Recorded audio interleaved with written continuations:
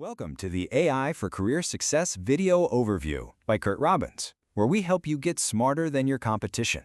To really get a handle on this complex legal battle, our analysis synthesizes reporting from early 2026, drawing from key outlets like CNBC, PC Mag, The Guardian, and TechCrunch.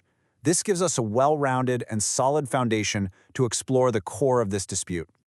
So let's start with the number that's grabbing all the headlines. It's a truly staggering figure, $134 billion. This number really sets the stage for the scale and significance of what's at stake here. Now, where does that number come from? Well, according to the court filings from Musk's legal team, this is the total sum of what they're calling wrongful gains.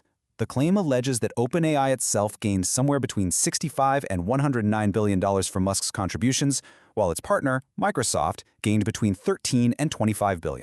So here's how we're going to break this all down. We'll start by examining Musk's case, and then we'll look at OpenAI's rebuttal. After that, we'll cover the current legal status of the lawsuit and wrap up with the broader implications this has for the entire AI industry. Let's begin with Musk's side of the argument. His legal team is building their case around the central idea that his early influence wasn't just significant, but truly foundational to the company's very existence and its later success. The financial part of Musk's case starts with a very concrete figure, $38 million. This was the amount of his initial monetary contribution back in OpenAI's formative years.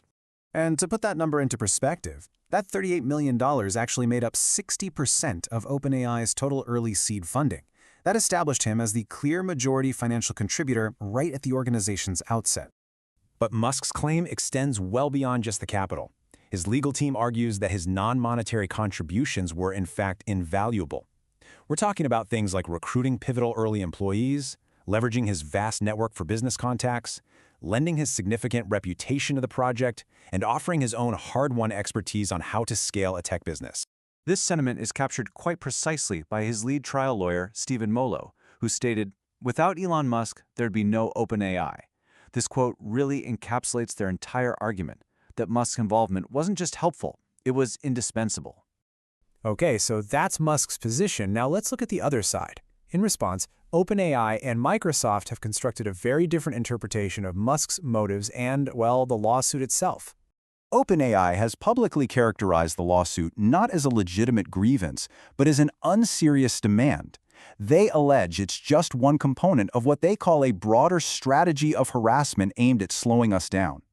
And this brings us to the very core of the disagreement. Musk's claim is that OpenAI betrayed its founding nonprofit mission, which was dedicated to public benefit.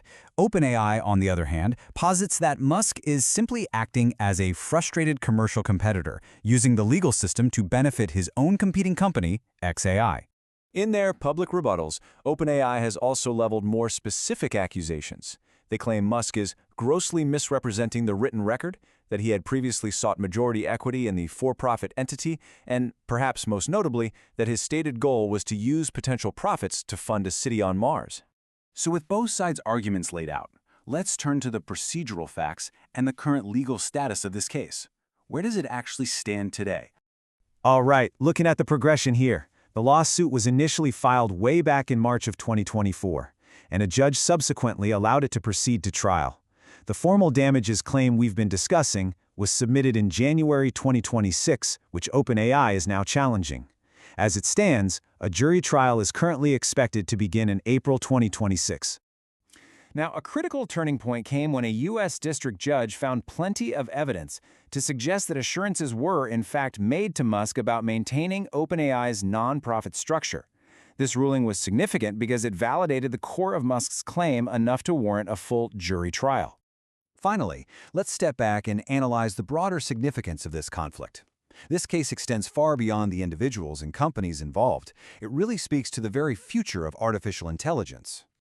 So, what is this lawsuit truly about? The monetary figures are immense, of course, but the underlying principles at stake could have far more lasting consequences for the entire technology sector.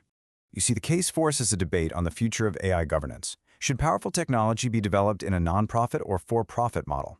It's set to create a legal precedent for how non-monetary founder contributions are valued. And it certainly highlights the intense commercial competition to achieve artificial general intelligence, or AGI, the point at which an AI can perform any intellectual task a human can. This entire conflict leads us to a final and, I think, provocative question.